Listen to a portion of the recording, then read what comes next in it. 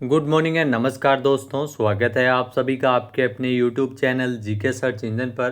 तो दोस्तों आज है 10 जुलाई और 10 जुलाई से रिलेटेड राजस्थान करंट अफेयर्स के जितने भी इम्पोर्टेंट क्वेश्चन हैं उन सभी को हम इस वीडियो में डिस्कस करने वाले हैं। तो पूरा वीडियो बहुत ध्यान से देखना और वीडियो के एंड में मैं आपसे एक क्वेश्चन भी पूछूंगा जिसका आंसर आप सभी को कमेंट बॉक्स में देना है।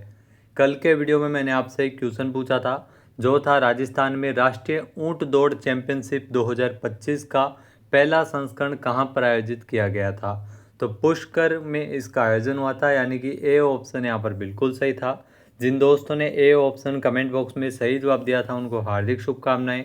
तो राजस्थान की समृद्ध लोक परंपराओं और ग्रामीण खेल विरासत को राष्ट्रीय पहचान दिलाने की दिशा में एक महत्वपूर्ण कदम के तहत राष्ट्रीय ऊंट दौड़ चैंपियनशिप 2025 का जो पहला संस्करण है वो 6 जुलाई को पुष्कर में आयोजित किया गया। यहाँ सरकार के जल संसाधन मंत्री पुष्कर के विधायक श्री सुरेश सिंह रावत ने इस चैंपियनशिप का शुभारंभ किया था। इस अनोखे आयोजन में देश भर के 8 राज्यों से 50 प्रतिभागियों ने हिस्सा लिया था, जिसमें पुरुषों और महिलाओं ने इसमें हिस्सा लेकर ऊंट दौड़ जैसे लोक खेल की विरासत को गौरवान्वित किया था। कार्यक्रम का संयुक्त आयोजन है वो कैमलिट्स स्पोर्ट्स इंडिया फेडरेशन और राजस्थान ऊंट दौड़ संघ के संयुक्त तत्वावधान में किया गया था। अंडर 19 और लड़कों के अंडर 17 इसमें इसका आयोजन है वो किया गया था। तो चलिए शुरू करते हैं आज के राजस्थान करंट अफेयर्स। पहला क्वेश्चन है, हाल ही में राजस्थान में पशुपालन विभाग के द्वारा कितने जिलों के लिए 197 नवीन पशु चिकित्सा उप केंद्र को खोले जाने को लेकर स्वीकृति जारी की गई है। यहाँ दोस्तों राजस्थान में पशुपालन विभाग के द्वारा 28 जिलों में तो 197 नवीन पशु चिकित्सा उपकेंद्र खोले जाने को लेकर स्वीकृति प्रदान की गई है, यानी कि सी ऑप्शन इस क्वेश्चन का बिल्कुल सही है। आइए जानते हैं इम्पोर्टेंट फैक्ट्स। तो राजस्थान सरकार की बजट घोषणा 2025-26 के क्रियान्वयन के तहत पशुपालन विभाग के द्वारा 9 जुलाई को 28 जिलों के लिए 197 नवीन पशु चिकित्सा उपकेंद्र खोले जाने को लेकर स्वीकृति प्रदान की गई है। इन नवीन पशु चिकित्सा उपकेंद्र के लिए नए अतिरिक्त पद सृजित किए जाने की प्रशासनिक और वित्तीय स्वीकृति भी जारी की गई है। नेक्स्ट है, कोटा में एक पेड़ माँ के नाम अभियान और वन महोत्सव का शुभारंभ किसके द्वारा किया गया था। तो कोटा में एक पेड़ माँ के नाम अभियान और वन महोत्सव का शुभारंभ किया था जो ओम बिरला लोकसभा अध्यक्ष ओम बिरला के द्वारा इसका शुभारंभ किया गया था, यानी कि ए ऑप्शन यहाँ पर बिल्कुल सही है। आइए जानते हैं इम्पोर्टेंट फैक्ट्स। तो लोकसभा स्पीकर ओम बिरला ने 6 जुलाई को कोटा में एक पेड़ माँ के नाम अभियान और वन महोत्सव का शुभारंभ किया था। लोकसभा अध्यक्ष ओम बिरला के द्वारा इस अभियान का शुभारंभ किया गया था और उन्होंने रावत भाटा रोड स्थित मुकुंदरा अभयारण्य क्षेत्र में पौधारोपण करते हुए इस कार्यक्रम स्थल पर 10,000 पौधे लगाए गए, जबकि पूरे जिले में 25,000 पौधे इस अवसर पर लगाए गए थे।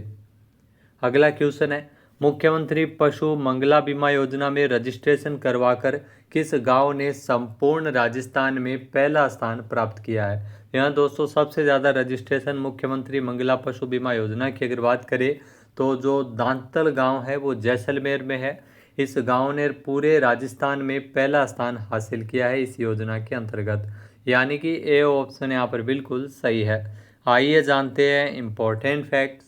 तो मुख्यमंत्री पशु मंगला पशु बीमा योजना में जैसलमेर के बनियाना उपखंड क्षेत्र का जो दांतल गांव है वो पूरे प्रदेश में टॉप पर है। दांतल गांव के 582 पशुपालकों ने कुल 2,624 पशुओं का मुख्यमंत्री मंगला पशु बीमा योजना में रजिस्ट्रेशन करवाकर संपूर्ण राजस्थान में पहला स्थान प्राप्त किया है। मुख्यमंत्री मंगला पशु बीमा योजना के तहत प्रत्येक जन आधार कार्ड धारी परिवार को 2 दुधारू पशुओं का निःशुल्क बीमा इसमें प्रदान किया जाता है। दुधारू पशुओं की मृत्यु की स्थिति में अधिकतम 40,000 रुपये की बीमा राशि है वो इसमें दिए जाने का प्रावधान है। नेक्स्ट है, नासिक महाराष्ट्र में आयोजित जूनियर अंडर 12 राष्ट्रीय तलवारबाजी प्रतियोगिता में अलवर की शहनूर अली ने कौन सा मेडल जीता है। तो जो आप तस्वीर में देख रहे हैं ये अलवर की शहनूर अली, इन्होंने जीता है स्वर्ण पदक, वो भी तलवारबाजी में, यानी कि ए ऑप्शन यहाँ पर बिल्कुल सही है। आइए जानते हैं इम्पोर्टेंट फैक्ट्स। तो मिनी जूनियर अंडर 12 राष्ट्रीय तलवारबाजी प्रतियोगिता में अलवर की शहनूर अली ने स्वर्ण पदक जीता है। शहनूर ने फाइनल में केरल के सरली सागर को 10-7 के अंतराल से हराया था। जूनियर अंडर 12 राष्ट्रीय तलवारबाजी प्रतियोगिता जो कि नासिक में महाराष्ट्र में आयोजित की गई थी। इस प्रतियोगिता में 20 से अधिक राज्यों के 390 प्रतिभागियों ने हिस्सा लिया था। यह प्रतियोगिता 5 से लेकर 7 जुलाई तक नासिक के मीनाताई इंडोर स्टेडियम में आयोजित की गई थी। नेक्स्ट क्वेश्चन है, पीएम मोदी द्वारा अर्जेंटीना के राष्ट्रपति को हाल ही में फुज साइट पत्थर पर हाथ से उकेरे गए एक चांदी का शेर भेंट किया है। ये किस राज्य के कारीगरों के द्वारा तैयार किया गया है? तो इसे राजस्थान के कारीगरों ने तैयार किया है, यानी कि ए ऑप्शन यहाँ पर बिल्कुल सही है। आइए जानते हैं इम्पोर्टेंट फैक्ट्स। तो भारत के प्रधानमंत्री नरेंद्र मोदी जी ने ब्रिक्स शिखर सम्मेलन के दौरान विश्व के अलग अलग नेताओं को शानदार उपहार देकर भारत की कलात्मक विरासत का प्रदर्शन किया था। पीएम मोदी के द्वारा जो अर्जेंटीना के राष्ट्रपति जेवियर माइली को फुज साइट पत्थर के आधार पर हाथ से उकेरा गया चांदी का शेर भेंट किया है।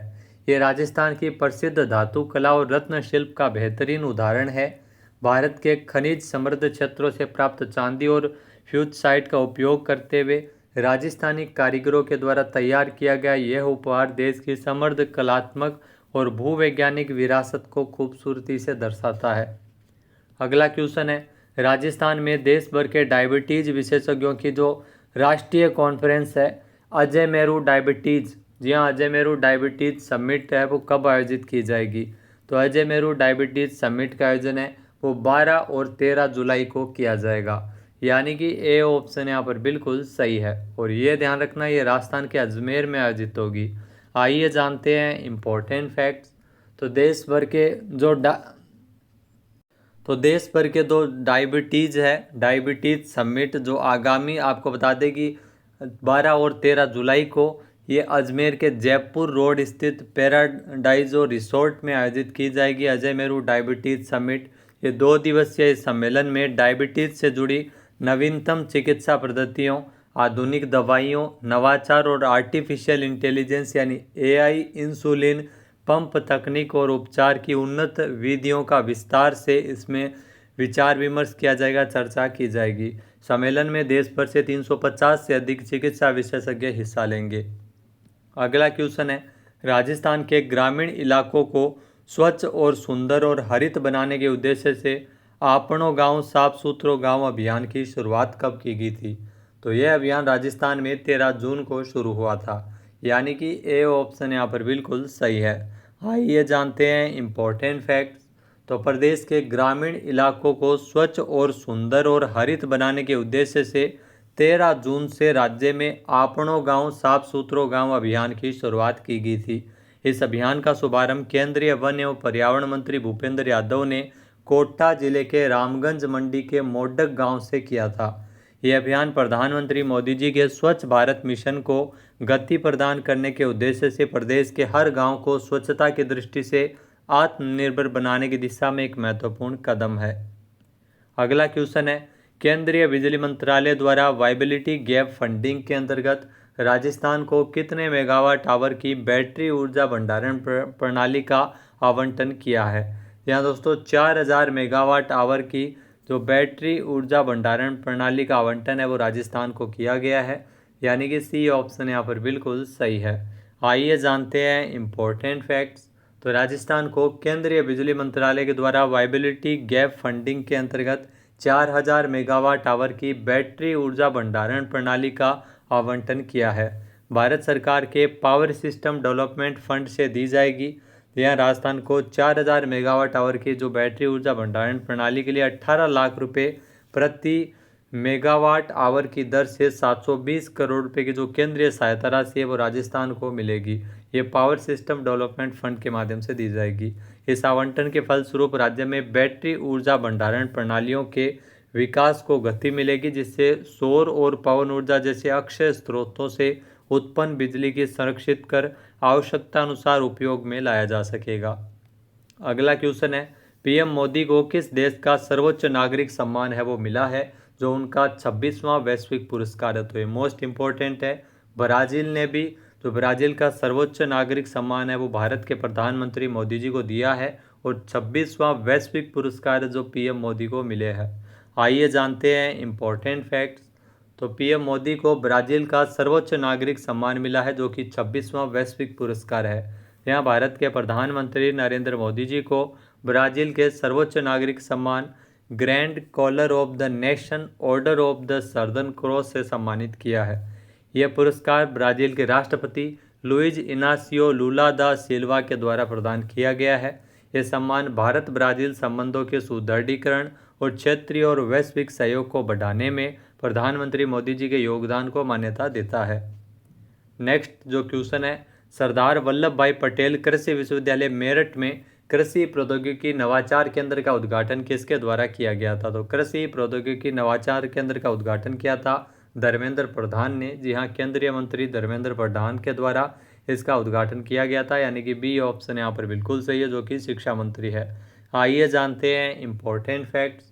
यहाँ दोस्तों मेरठ में कृषि प्रौद्योगिकी नवाचार केंद्र का उद्घाटन केंद्रीय शिक्षा मंत्री धर्मेंद्र प्रधान ने सरदार वल्लभ भाई पटेल कृषि विश्वविद्यालय मेरठ में एक कृषि प्रौद्योगिकी नवाचार केंद्र का उद्घाटन किया था।